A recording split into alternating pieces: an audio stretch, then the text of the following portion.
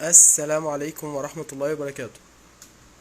ان شاء الله النهاردة معانا، يعني هي مش فكرة جديدة، هي فكرة قديمة وناس كتير عملتها قبل كده. تمام. بس للتذكير بس وللإفادة هنعملها قدامكم. فكرة عبارة عن جهاز انذار بسيط خالص. المكونات اللي معانا: ده مفتاح تلاجة، كلنا عارفينه، اللي بيبقى في الباب. لما الباب بيقفل النور بتاع التلاجة بيفصل. تمام. تقدر تجيب منه اي عدد انت عايز تركب في اي مكان، مثلا عايز تركب على شباك، على باب، على اي حاجة عايز تشغلها معانا على جهاز الانذار اللي هنعمله. تقدر تجيب العدد بتاعك من المفاتيح دي. تمام. نشوف مع بعض هنعمل ايه.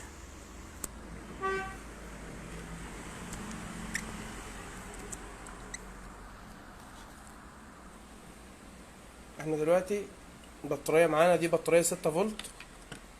تمام. وطبعا عاملين لها البنة دي، عاملين لها السوكت ده عشان هنشحنها منه. تمام. ده اللي تشارجر معانا اهوت، اللي هنشحن بيه البطارية بعد كده لما تفضي شحن. 12 فولت، 2 امبير. تمام.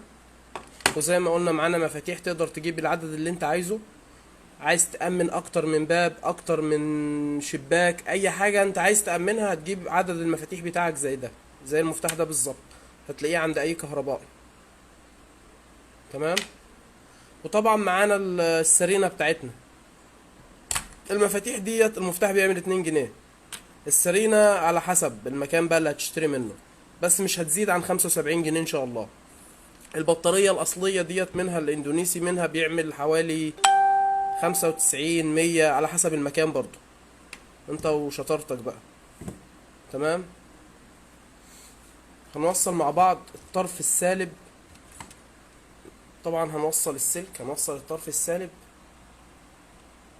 مع السالب بتاع الايه، البطارية. وهناخد بقى من الطرفين التاني اللي هو الموجب ده اللي هنعمل عليه المفتاح بتاعنا. الطرفين احنا وصلنا دلوقتي طرف واحد اهو، طرف واحد اللي هو السالب، وصلناه على السالب بتاع السرينة. بقى معانا ايه دلوقتي؟ بقى معانا الاتنين الموجب اللي هما لو وصلوا ببعض هنسمع الصوت ده. يعني لو وصلناهم كده احنا قفلنا الدايرة اهوت. تمام. فمفتاحنا ان شاء الله هيبقى على الايه، على الاتنين الموجب دول. ثواني نركب المفتاح.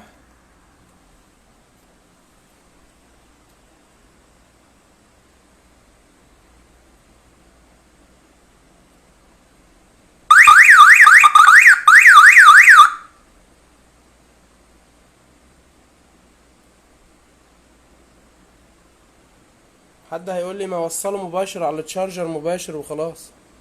احنا بنعمل بطارية بحيث يعني بنفترض اي مشكلة هتحصل، انه النور اتقطع او النور قطع بمعنى صح. تمام. ان البطارية تتني مواصلة معايا، يعني الانذار شغال مش مرتبط معايا بنور او بحاجة. شوف دلوقتي انا لو ضاغط ده طبعا هيبقى في الباب، في الحلق بتاع الباب، هيركب في حلق الباب. سيام بوابة حديد، سيام باب خشب، هنفحر له وهيبات كده في الوضع ده. هيبات الباب قفل. طول ما الباب قافل مفيش انذار.